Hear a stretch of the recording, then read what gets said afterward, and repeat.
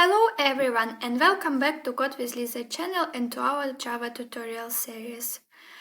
Today I will talk about the for loop and I will provide an example how it can be used with arrays, which we have already learned in the previous lesson. So let's get started. So let's see right now how we can use it in a practice. The term loop essentially explains itself. Let's imagine that we need to print a certain phrase, for example, 50 times. If it were to do this using system out println, it would take a lot of time and I think that it will be tedious. This is where loops come in handy. So in order to create a for loop, we just need to write a keyword for, and then we need to declare brackets. In these brackets, we need to write three components. Often we will use an integer type since we are enumerating something. For example, if we need to print some phrase 50 times, we need to count it firstly. So let's create our indicator int, for example, I, and I assigned it with 0 because we start to count from 0. Then I specify that my iterator will be less than 50. So I need to write it I less than 50 because I want to move through my loop 50 times.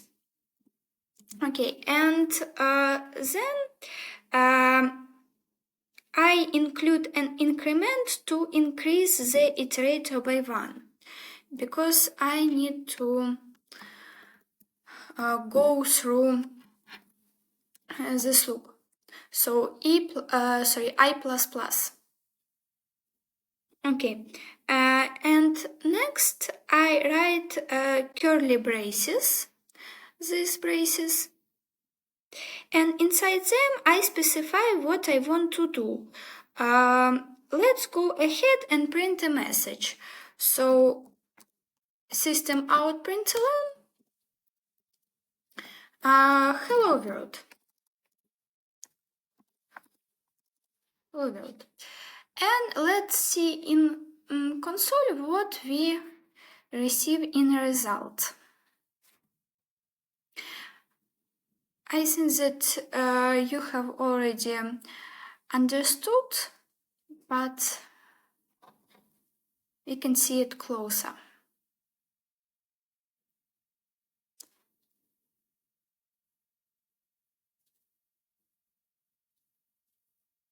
Yes, so in this case we can see our phrase 50 times.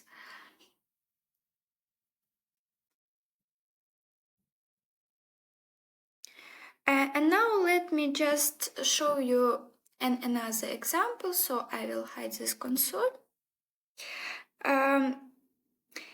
Just like when declaring variables, you can declare multiple indicators within the loop.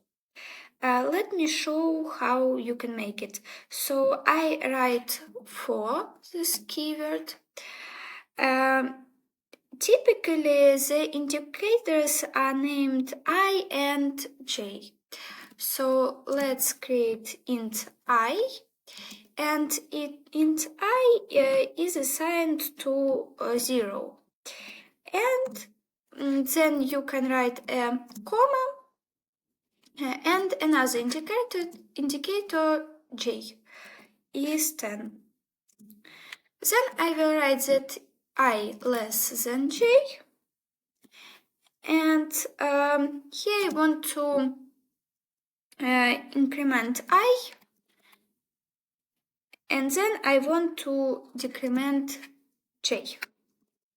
So please pay your attention. Here where when I count these indicators, I have to write comma. But these three components have to divide it with semicolon. Have to be divided with semicolon. Here I have one statement because I less than j, and here I have two actions, I plus plus, then I write comma, j minus minus. And I would like to say that another important point is that these variables will only be visible within the loop. So this I and j you can't see, for example, here. Okay. And now I will write the followed syntaxes. Out I and plus I, and let me just concatenate plus j and j.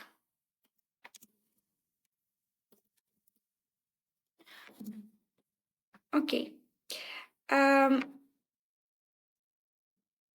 Yes, that's all. And I will comment this part of the code. And now you can think about the result of this program, what we will see in this loop. I mean, in the result. Let's look at this step by step. I make it more comfortable. So initially ice is equals to 0 and j is equals to 10. Inside the loop, I begins to increment by 1 with each iteration. So it goes from 0 to 1, 2, 3, and so on. Because we have I plus plus, so I is 0, I plus 1 is 1, plus 1 is 2, and so on. With j, we have the same situation. J starts to decrement by 1. J is 10, and j minus 1 is 9, 8, 7, and so on.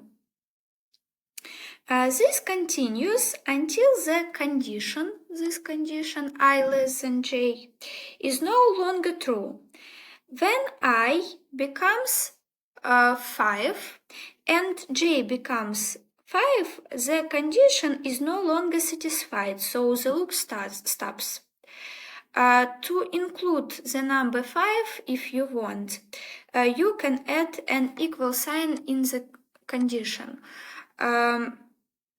So you can write equal sign, but pay your attention that equal sign is placed after the greater than or less than sign. So you need to write it here.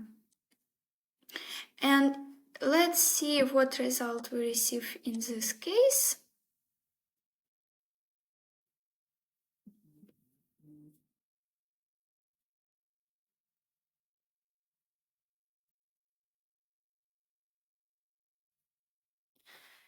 So in this case, as you can see, we have I is equals to 5 and j is equals to 5. Now let's take a look at how we can use a for loop with an array. I hope that you remember when I printed the data using system out println, and it took quite a few lines of code each time. So we can avoid that. And I will clear that part of the code and I will write new one.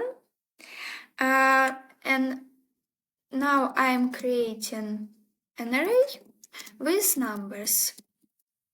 So int numbers equals to, for example, 1, 2, 3, 4, and 5.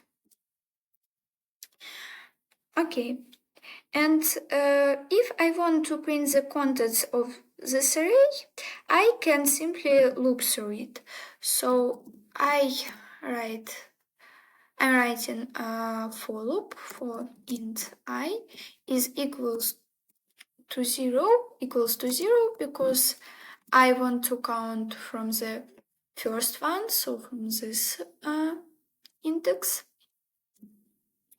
I less than numbers dot length. This dot length, this is a property of this array. So not only of this, we can get the length of array using this length property. This is only read property, so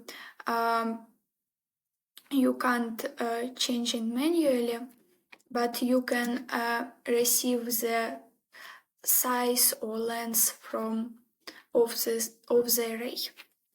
And then I have to increment it. Okay. And here we can just print our values. For example, the current number is, and let's print the value numbers and our index, so I. Let's see a result. So I'll just run it.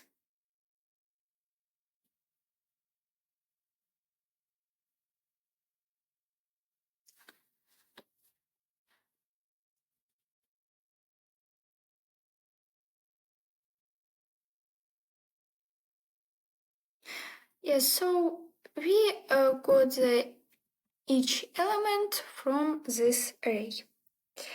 As you may recall, each array element has its own place in memory, and by using an index, we consequently access each element. And of course, we have this string value. The current number is 1 because we repeat these actions. Okay.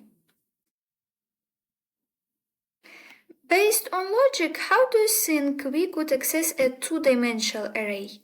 So while I'm creating a two-dimensional array, you can think about this question. I'll name it matrix.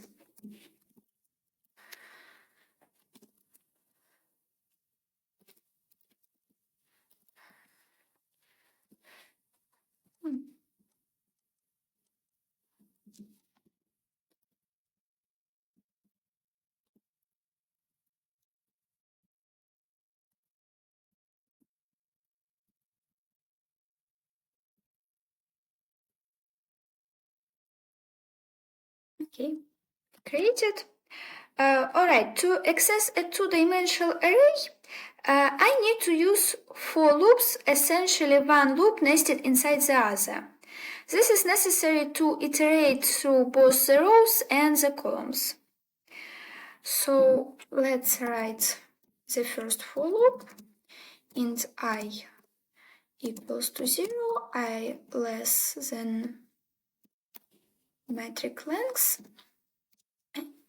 I plus plus. And inside this for loop, I have to create another one. But as you can remember, this I will be visible here in these brackets. So I will give another name, int j equals to 0,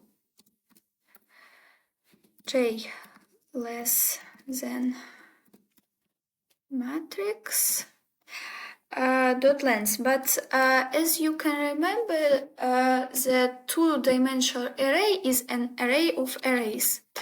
But here we need to access a columns. So I have to write here the index of length of this array. So it will be matrix I and j plus plus. Okay, and let's out the result.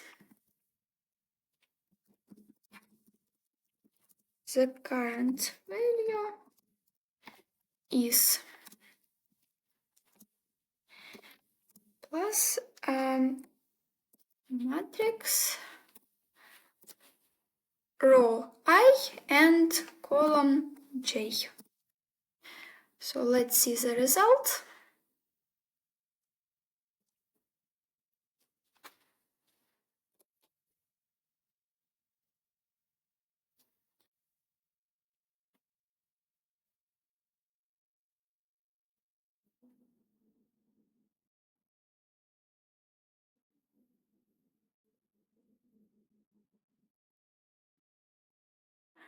Okay, I will explain this code.